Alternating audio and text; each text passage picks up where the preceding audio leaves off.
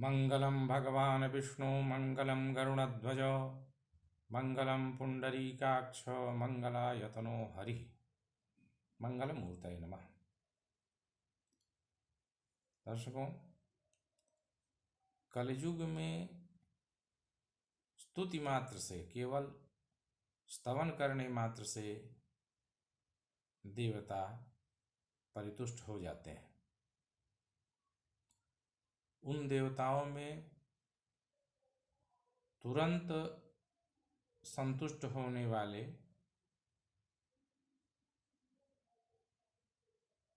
भगवती चंडी और विनायक गणेश सुप्रसिद्ध हैं।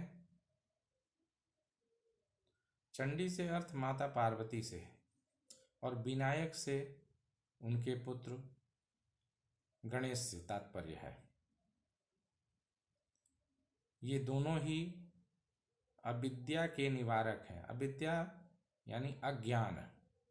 ये दोनों ही अज्ञान को समाप्त करने वाले हैं और इस लोक में प्राणियों के, जीवों के, मनुष्यों के समस्त कामना की पूर्ति करने वाले हैं और यही सदा सेवनीय भी है।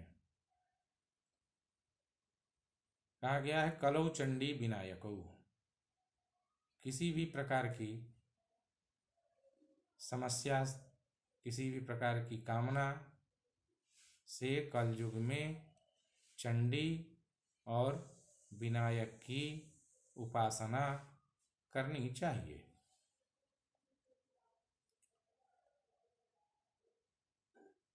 अपने उपासना की परिसिद्धि के लिए भारतीय साहित्य संस्कृति में सर्वाधिक प्रसिद्ध है कि किसी भी कार्य के प्रारंभ में अपने कार्य की परिसिद्धि के लिए सभी जगह गणेश जी का ही सबसे पहले आराधना किया जाता है।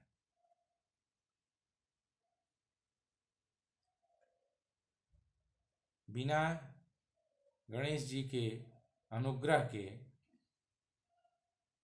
किसी भी प्रकार की पूजा, किसी भी प्रकार का जप, तप, यज्ञ, व्रत अथवा सांसारिक किसी भी प्रकार का कार्य प्रारंभ नहीं किया जाता। यह समस्त संप्रदायों में भी प्रसिद्ध है।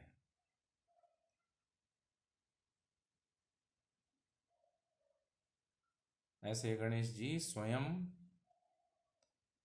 शुद्ध बुद्ध, मुक्त स्वरूप, परब्रह्म और नित्य हैं।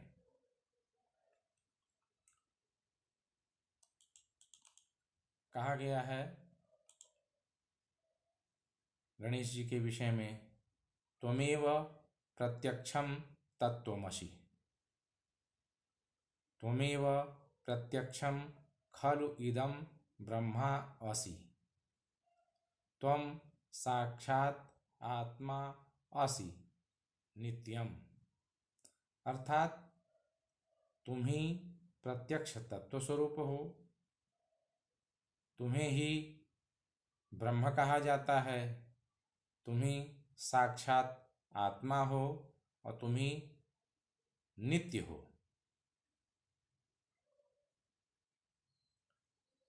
गणेश जी की एकमात्र उपासना करने से, गणेश जी की सेवा करने से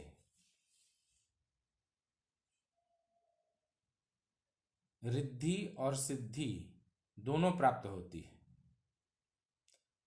सिद्धि से अणिमा, लघिमा, स्थिति, प्राकाम इत्यादि 8 महासिद्धियां हैं और रिद्धि का अर्थ समृद्धि होता है, यानी आध्यात्मिक संपत्ति और भौतिक संपत्ति दोनों प्राप्त होती है। शास्त्र में रिद्धि और सिद्धि को गणेश जी की 2 पत्नियां कहा गया है।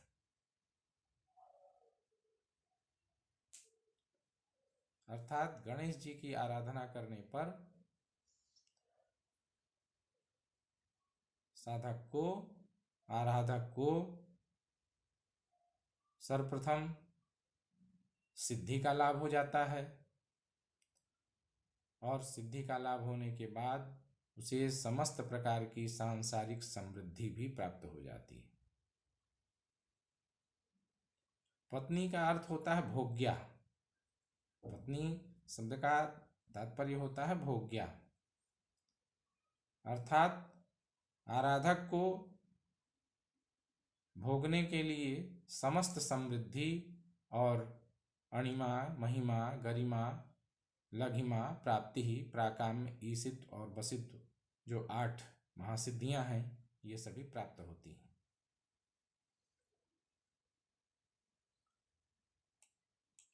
कहा गया है सिद्धि बुद्धि इति गणपतेः द्वे भार्ये। सिद्धि और बुद्धि ये गणपति की 2 भार्या यानी 2 पत्नियां हैं।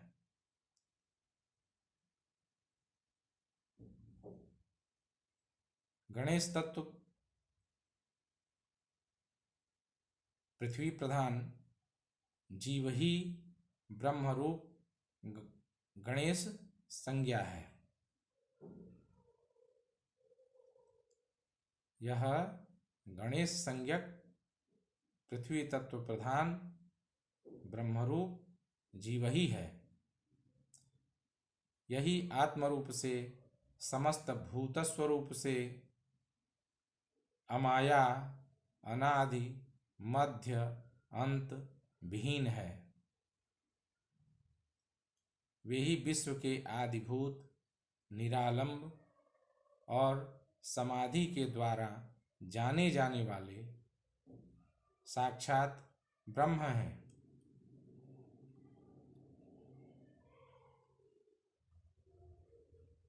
गणेश के नाम की ही व्युत्पत्ति, गणेश का नाम का ही अर्थ होता है।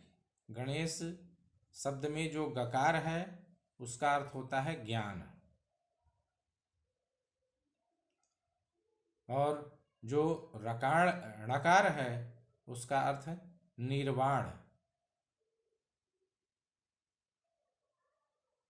और शकार जो है ईश का वाचक है, जो साक्षात परम ब्रह्म है।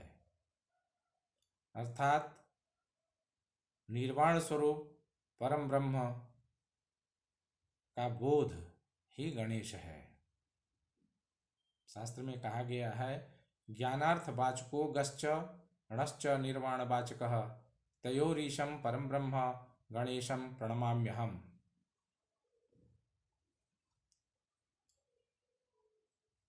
गणेश जी का अर्थ बताने के लिए गणेश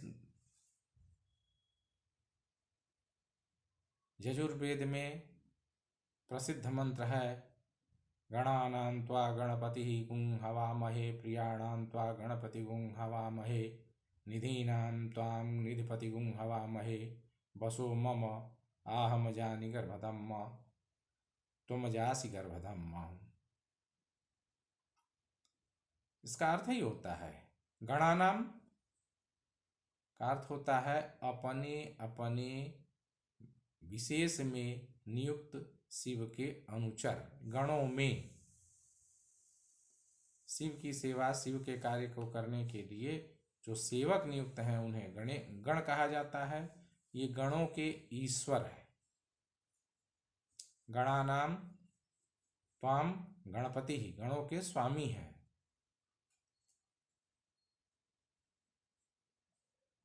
ये गण कौन है? गणानाम विश्वेशाम देवानाम मरुताम 49 संख्यकानाम अष्टानाम वसूनाम एकादशानाम रुद्राणाम द्वादशादित्यानाम अश्विनी कुमारोश्चेत शेषः। शिव से अतिरिक्त जितने भी देवता हैं, इन देवताओं की 33 कोटियां हैं, 33 श्रेणियां हैं, जिसमें विश्वेदेव, मरुत 49 मरुत हैं, अष्टवसु हैं, एकादश रुद्र हैं, द्वादश आदित्य हैं और अश्विनी कुमार हैं। ये सभी शिव के गण कहलाते हैं। इन सबके अधिपति, सबके पति गणेश हैं।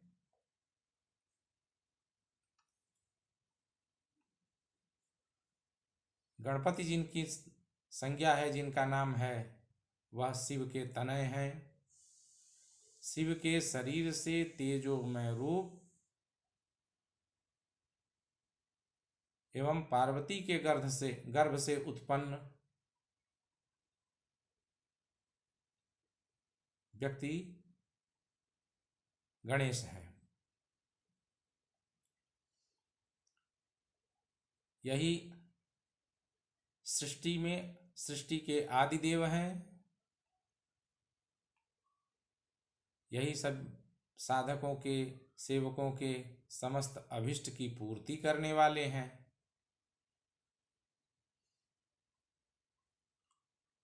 समस्त प्रिय लगने वाले धन, जैसे पुत्र, कलत्र, धन, धान्यादि समस्त समृद्धियां के स्वामी हैं और यही उसके प्रदाता हैं। समस्त निधियां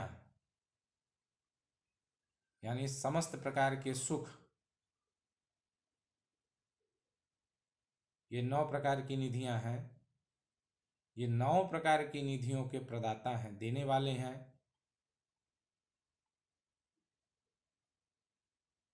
ये संपूर्ण विश्व में व्याप्त हो करके विश्व के आधार स्वरूप हैं।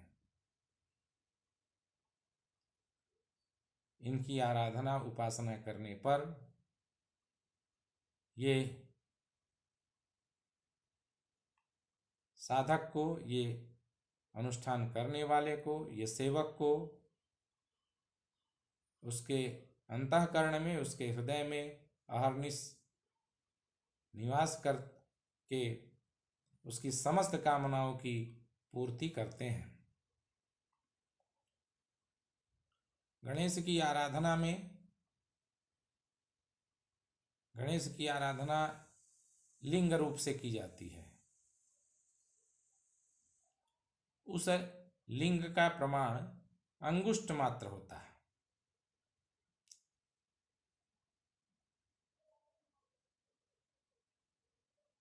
विभिन्न कामनाओं, अलग अलग कामनाओं की पूर्ति के लिए अलग अलग पदार्थों से लिंग का निर्माण करके उसमें गणेश जी का आवाहन और स्थापन करके पूजन आराधन किया जाता है।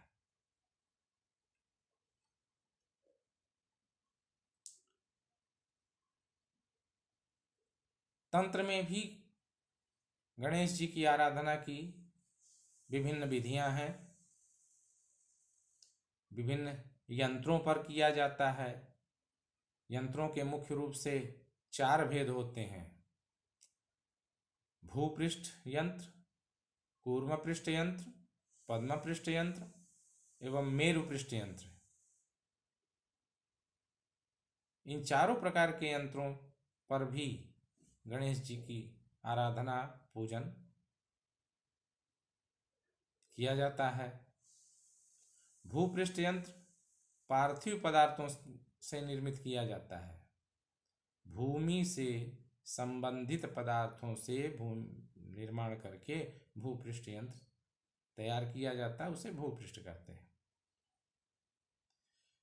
कूर्मपृष्ठ यंत्र योगियों के लिए अवगम्य है।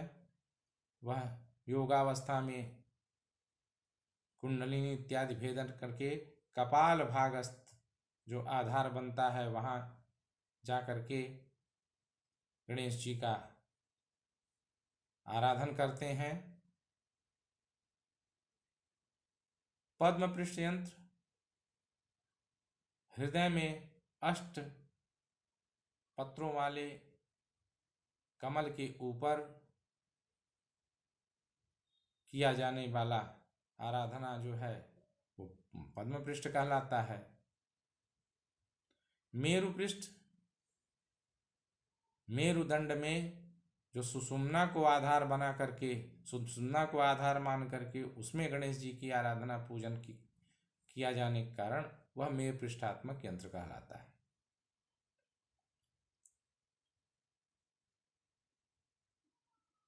गणेश जी की आराधना विभिन्न कल्पों में, अलग अलग कल्पों में, अलग अलग स्वरूपों में किया गया। एकमात्र गणेश जी की आराधना करके मनुष्य समस्त प्रकार के ऋणों से मुक्त हो जाता है, चाहे वो देव ऋण हो, गुरु ऋण हो, पितृ ऋण हो, अथवा स्वयं के द्वारा सृजित ऋण हो। ये समस्त ऋण निश्चय से, कठोरतापूर्वक, निश्चय पूर्वक समाप्त हो जाते हैं।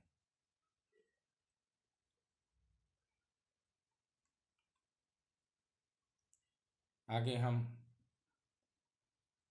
गणेश जी की आराधना समस्त ऋणों के समाप्त करने वाली, समस्त ऋणों को पूर्ण रूप से सद्य समाप्त करने वाली गणेश जी की आराधना की विधि के बारे में क्रमशः विस्तार पूर्वक बताएंगे। हरि ओम।